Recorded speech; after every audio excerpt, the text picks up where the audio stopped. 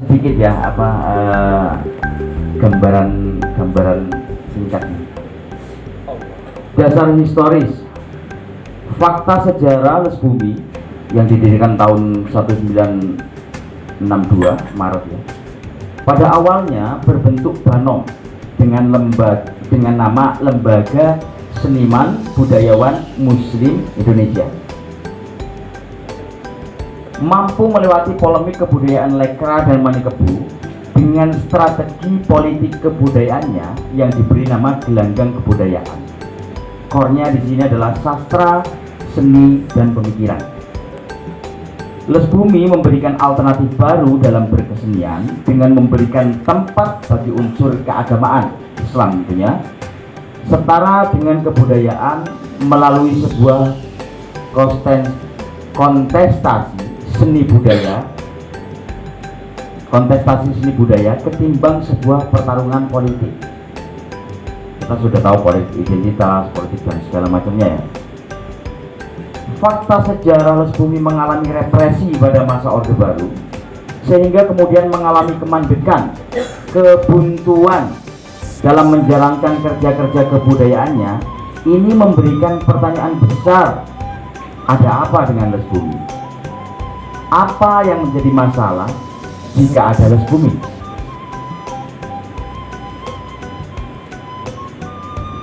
Kemudian timeline berikutnya, pada era reformasi Munas Alim Ulama Solo Muktamar ke-30 tahun 1999, Kiai Abdurrahman Wahid Gus Dur mengaktifkan kembali Les Bumi dengan perannya mengukuhkan kembali hubungan agama dengan kebudayaan serta melestarikan dan mempertahankan kebudayaan tradisional Islam.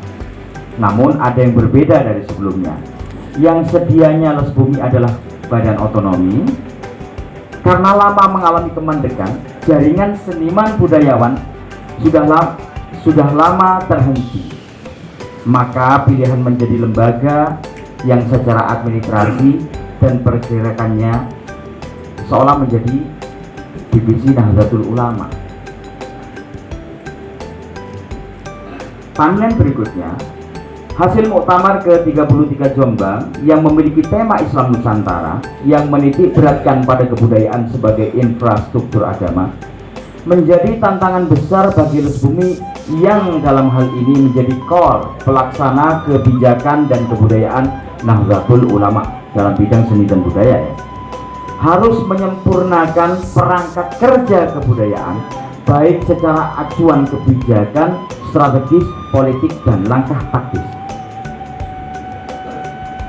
Pada Rakornas kedua Les Bumi PBNU tahun 2016 melahirkan 7 strategi kebudayaan Les Bumi NU PBNU yang disebut Sabta Wikrama, yang menjadi acuan dasar bagaimana Les Bumi bergerak menjalankan kerja kebudayaan, yang seolah menjadi kelahiran kedua setelah gelanggang kebudayaan Les Bumi. Era kepemimpinan Kiai Agus Sunyoto terjadi perkembangan yang sangat signifikan dengan pendekatan kultural berbasis kelompok kebudayaan, pesantren-pesantren, jamiah-jamiah yang sedianya Les Bumi hanya memiliki belasan cabang gitu. Belasan cabang saat ini sudah mencapai 300 lebih dan beberapa wilayah. Artinya ketersediaan Les Bumi di seluruh Indonesia, bahkan di PCI, sudah menjadi syarat bahwa Les Bumi itu harus mengatur organisasinya sendiri. Ini dari ketersediaan saja, dari ketersediaan. Percepatan ini, coba kita bandingkan timeline dulu ya. Awal 1962 dengan strategi gelanggang kebudayaan Les Bumi. Ingat, dengan strategi gelanggang kebudayaan yang menitik beratkan pada sastra, seni, dan pemikiran. Les Bumi bertahan dari pertarungan polemik kebudayaan antara Lekra dan Manikebu. Justru Les Bumi menjadi warna tersendiri. Les Bumi menyumbangkan ciri khas seni budaya pribadi bangsa saat itu. Lantas kemudian terjadi bla bla bla dan Lekra mati, kemudian kemudian Les Bumi pun menjadi hilang lenyap begitu saja. Dan ternyata ini tanpa diduga bahwa represi di mana-mana pun terjadi. Nah, kemudian pada saat Gus Dur itu tadi Muktamar Munas Alim Ulama Solo dan 30 mencoba merangkak lagi yang tadinya yang kemarin dijelaskan pada pembukaan Ki Jadul bahwa hanya beberapa gelintir saja. Lantas dalam 5 tahun terakhir ini faktanya dari belasan itu kemudian menjadi ratusan dengan hanya berbekal strategi atau kebijakan kebudayaan Les Bumi NU yang disebut Sabta Wikrama. Sabta Wikrama ini memang kita lahirkan belum sempat sampai terbreakdown pada hal teknis, tetapi ini membuktikan bahwa seniman budayawan NU sangat-sangat cerdas dalam menginterpretasi, dalam mensarahi ya, secara kultural, secara lokalitas masing-masing, bahwa oh ini loh yang harus kami lakukan. Nah, justru yang menjadi tonggak sejarah ini adalah Rakornas keempat Karyopa ini. Apa? Ketika semua dari cabang dan wilayah masing-masing kenali, mendiscovery, menyampaikan strategi-strategi apa saja yang dilakukan di daerah, tentunya dengan tinjauan kami juga yang ada di Les Bumi PBNU, bahwa menjadikan menarik, bahwa menjadikan penting Sabta Wikrama ini harus benar-benar terbreakdown secara pasti sebagai langkah acuan dasar kita melaksanakan kerja-kerja kebudayaan.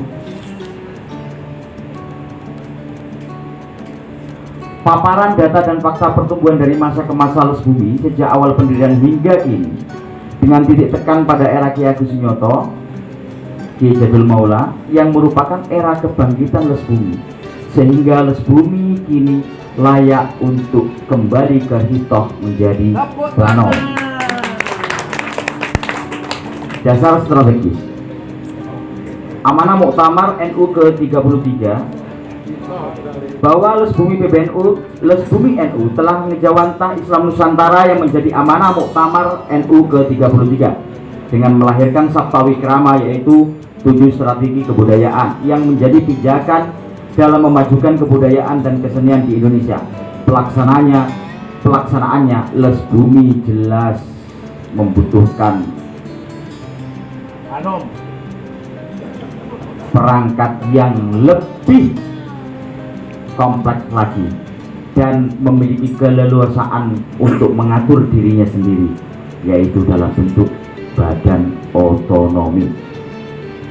Kebutuhan organisasi. Paparan data dan fakta bahwa sejak memasuki era kebangkitan Les Bumi tumbuh sangat pesat di berbagai tingkat organisasi Nahdlatul Ulama, baik di daerah-daerah maupun di luar negeri. Ini fakta menarik, di luar negeri sudah banyak sering. Banom adalah menjadi bentuk organisasi yang ideal, yang tepat untuk memayungi, mengayomi, dan mengorganisir Les Bumi di berbagai tingkatan dan daerah, bahkan hingga luar negeri.